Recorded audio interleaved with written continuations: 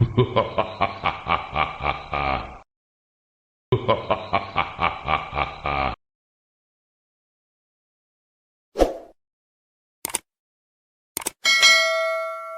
कहानी की लेखिका है सोनिया सैनी।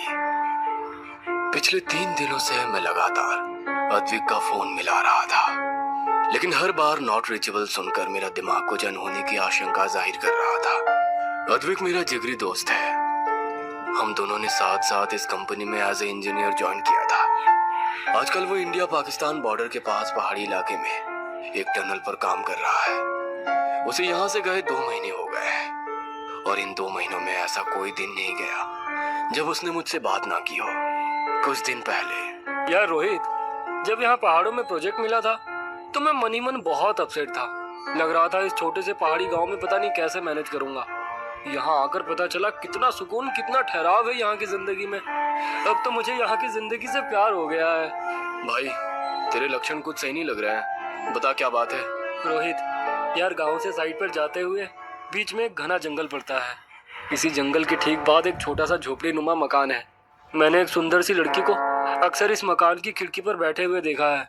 उसकी नीली गहरी आंखों में कुछ है यार, उसका ख्याल जाता ही नहीं है मेरे मन से। मैं चाहे जहां रहूं ऐसा लगता है उसकी आंखें मेरे साथ ही है। कई बार तो मुझे लगता है कि वो मेरे साथ ही है, जैसे कहीं आसपास छिपकर मुझे देख रही हो। अबे बस कर भाई, तू तो शायर हो गया। इतना गहरा प्रेम कि तुझे पत्थरों में भी लड़की दिखाई दे रही है। अद्विक उस लंबे बाल और नीली आंखों वाली लड़की की खूबसूरती पर मोहित हो गया था। एक दिन उसके घर के सामने से गुजरते समय लड़की ने अद्विक को आवाज लगाकर अपने पास बुलाया। बाबूजी, बाबूजी। हेलो, मेरा नाम अद्विक है। तुम्हारा नाम क्या है? मेरा नाम रूपल है। मेरा इस दुनिया में कोई नहीं है, बस यहाँ बैठकर राह देखती रहती हूँ। शायद कभी कोई आए जिसे मैं अपना कह सकूं। अच्छा, एक बात पूछ सकता हूँ? तुम रोज मुझे यहाँ बैठकर देखती हो, क्या तुम मुझे पसंद करती हो? आप तो मुझे एक नजर में ही भा गए थे, लेकिन मेरे जैसी गांव की अनाथ लड़की को आप क्यों पसंद करोगे? तुम मुझे बहुत पसंद हो। मैं तो कभी सपने में भी नहीं सोच सकता कि तुम्हारी जैसी परी जितनी सुंदर लड़की मुझसे प्यार करेगी। अद्विक और रूपल रोज ढेरों बातें करते और फिर अद्विक रात को मुझे रूपल के बारे में बताता। ऐसे ही दिन बीतते जा रहे थे। अरे भाई, थक गया तेरी रूपल की तारीफ सुनते हुए। एक फोटो ही भेज दे उसकी, मैं भी तो देखूं तेरी परी को।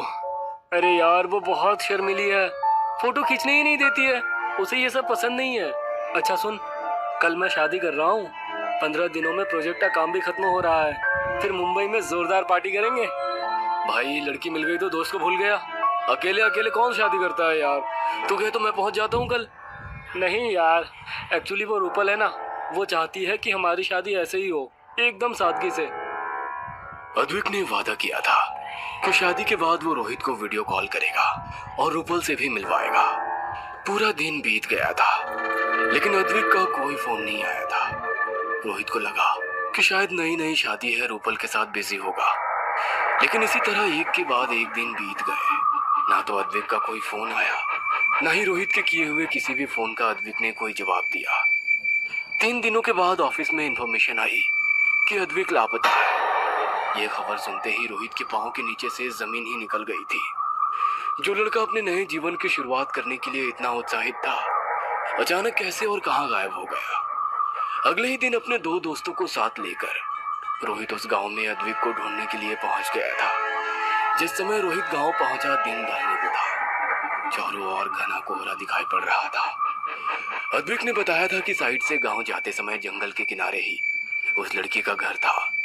इसलिए रोहित सबसे पहले रूपल से मिलने के लिए जंगल की ओर बढ़ गया। जैसे जैसे वो तीनों जंगल में आगे बढ़ रहे थे, ना जाने क्यों बढ़ते अंधेरे के साथ एक अजीब सा खौफ उनके मन में फैलता जा रहा था। दिन ढलने के बाद गांव का कोई भी आदमी उस जंगल में दिखाई नहीं पड़ रहा था। रोहित, कैसी डरावनी जगह है भाई ये। ना आदम ना परिंदा, दूर दूर तक बस बर्फ और कोहरा दिखाई दे रहा है। हाँ, जिस लड़की और घर के बारे में तू बता रहा था, उसका तो यहाँ नामो निशान भी नहीं है। तो खुद सोच, ऐसे सुनसान जंगल में कौन लड़की अकेली रहेगी। वही तो मैं भी सोच रहा हूँ यार। आखिर 3 दिनों में वो लड़की कहाँ गायब हो गई और हमारा अद्विक भी। वे बातें करते हुए आगे बढ़ रहे थे कि तभी नीलेश ने टॉर्च की रोशनी में किसी लड़की को भागकर पेड़ के पीछे छिपते हुए देख लिया। वहाँ कोई है भाई? पायल की आवाज तो मैंने भी सुनी है, लेकिन इतनी रात गए सुनसान जंगल में लड़की कैसे आ गई? भाई कोई चुड़ैल तो नहीं है? तू बकवास बंद कर। तीनों लड़की के पास पहुंच जाते हैं। ओढ़नी से अपना चेहरा छुपाए हुए वो तीनों को देखकर झट से पीछे घूम गई। कौन हो तुम? यहाँ क्या कर रही हो? वो मेरी बकरी जंगल में गुम हो गई है, उसी को ढूंढने आई थी। आप लोग कौन हैं? अच्छा, इसी गांव में एक इंजीनियर रहने आया था, उसे जानती हो? हाँ, वो तो बड़े ही भले आदमी हैं। अच्छा, उसकी एक लड़की के साथ दोस्ती थी। तुम जानती हो वो लड़की कौन थी? यहीं जंगल के पास उसका घर है। क्या कहा? जंगल में लड़की का घर? जंगल में लड़कियां नहीं, चुड़ैल रहती हैं। उनकी किसी के साथ दोस्ती नहीं थी। गांव में लोग कहते हैं वो किसी चुड़ैल के चक्कर में फंस गए थे। कई लोगों ने उन्हें समझाया, लेकिन वो किसी की सुनते ही नहीं थे। अकेले में बड़बड़ाते रहते थे, रात को जंगल में भटका करते थे। क्या बात कर रही हो? तो क्या रूपल नाम की कोई लड़की है ही नहीं? तो फिर अद्विक कहाँ चला गया? जरूर आपके दोस्त अद्विक को वो पिछली पैरी अपने साथ ले गई है। अब बस एक ही उपाय है, आप लोग मेरे साथ चलिए। हमारे पहाड़ों में ऐसा पहले भी हुआ है। सुंदर नौजवान लड़के इनका सबसे पसंदीदा शिकार होते हैं। अब तो बस बिरजू बाबा ही उस पिछली पैरी से आपके दोस्त की रक्षा कर सकते हैं। हाँ, अगर ऐसा है तो हमें बिल्कुल भी देर नहीं करनी चाहिए। कहीं ऐसा ना हो कि हम अद्विक से हाथ धो बैठे। हमें उन बाबा के पास ले चलो। नहीं नहीं बाबूजी, रात गहरी है। ऐसे में अगर किसी ने मुझे आपके साथ देख लिया तो बहुत बदनामी होगी। मैं कल सुबह आपको लेकर चलती हूँ। रोहित ने महसूस किया कि बात करते हुए वो लड़की बार बार आंचल से अपना चेहरा ढक रही है और डर कर इधर उधर देख रही है। देखो, घबराओ मत, हम लोग अच्छे लोग हैं, मुसीबत के मारे हैं। शायद तुम्हारी मदद से किसी की जान बच सकती है। हमें अभी उन बाबा के पास ले चलो। रोहित की बात सुनकर लड़की कुछ पल के लिए रुकी, इधर उधर देखा और फिर इशारे से उन तीनों को घने जंगल की ओर आने को कहने लगी। अपनी पायल और काली चूड़ियों को छम छम करती वो आगे आगे चलने लगी। वे तीनों भी उसके पीछे पीछे चल रहे थे। कुछ दूर जाने के बाद उन्हें सामने एक घर दिखाई दिया। पहले लड़की ने उस घर में प्रवेश किया। उसके बाद एक एक करके रोहित, नीलेश और सुंदर भी अंदर आ गए। अंदर आते ही लड़की के चीखने की आवाज सुनाई दी। मुझे बचाओ बाबूजी, बाबूजी मुझे बचाइए। इससे पहले कि वे तीनों कुछ समझ पाते, तेज आवाज के साथ दरवाजा बंद हो गया। गहरी काली रात में सुनसान जंगल के बीचों बीच बने इस घर में उनकी सांसों के अलावा कोई आवाज सुनाई नहीं दे रही थी। बाहर से भेड़ियों और सियारों के रोने की आवाज सुनकर उनकी आत्मा भय से कांप रही थी। रोहित ने टॉर्च से कमरे में रोशनी की और वे धीरे धीरे उस घर में आगे बढ़ने लगे। ये देखो, ये अद्विक का मोबाइल है ना? इसका मतलब अद्विक यहाँ आया था, लेकिन वो लड़की कहाँ गई? वे तीनों सोच ही रहे थे कि अचानक सुंदर की नजर जमीन पर बेहोश पड़े अद्विक पर पड़ी। ये रहा अद्विक। यहाँ तो हर तरफ खून फैला हुआ है। ओह गॉड, इसे हुआ क्या? अंदर से किसी के गुनगुनाने की आवाज आ रही है। ऐसा लग रहा है कोई मंत्र पढ़ रहा हो। टॉर्च ऑन करके तीनों अंदर के कमरे में पहुंचते हैं। वह फर्श पर खून से पैरों के उल्टे निशान बने हुए थे और सामने एक भयानक शक्ल वाली चुड़ैल बैठी कोई मंत्र पढ़ रही थी। उन तीनों को देख वो उठ खड़ी हुई और जोर जोर से हंसने लगी। पहनावे से पता चल रहा था कि ये वही लड़की है जो उन्हें यहाँ लेकर आई थी। उसके लंबे बाल उसके चेहरे को पूरी तरह से ढके हुए थे। बालों के बीच से उसकी लाल लाल खून की तरह चमकती आंखें दिखाई पड़ रही थी। देखते ही देखते वह चुड़ैल लंबाई में बढ़ने लगी। उसका सर अब मकान की छत को स्पर्श कर रहा था।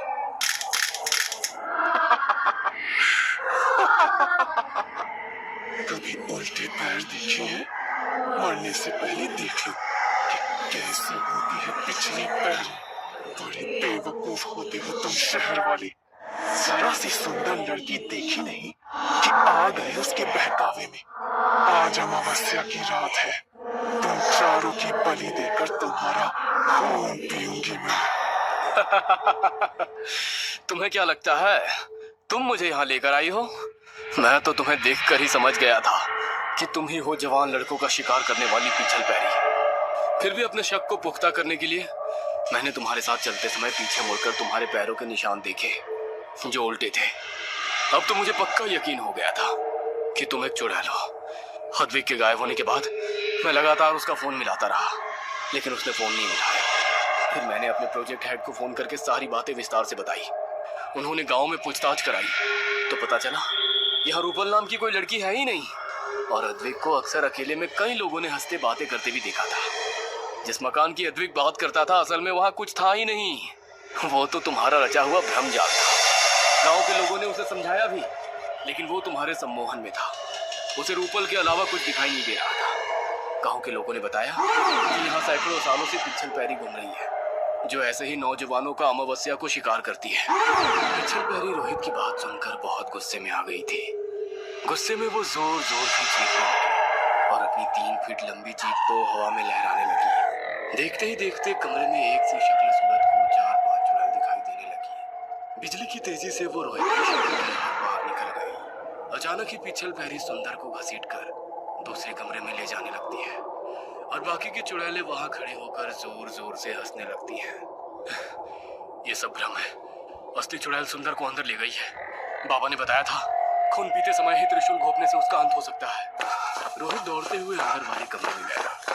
वहां पर पिछल पैरी अपने पहने नाखूनों से उसकी गर्दन को चीर चुकी थी और अपने दांत गड़ाकर उसका खून पी रही थी।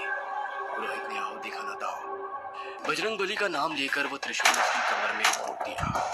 एक तेज चीख के साथ पिछल पैरी के साथ साथ उसके सारे रूप जलकर भस्म हो गए। रोहित और नीलेश ने सहारा देकर सुंदर और अद्विक को उस घर से बाहर निकाला। अद्विक की हालत बहुत खराब थी। थोड़े इलाज के बाद सुंदर और अद्विक सामान्य हो गए। कहते हैं कि अद्विक को आज भी कई बार रात को अपने घर के बाहर कोई काले कपड़ों वाली स्त्री छिपकर उसे घूरती दिखाई देती है। ये कहानी आपको अच्छी लगी हो तो हमें सब्सक्राइब करें।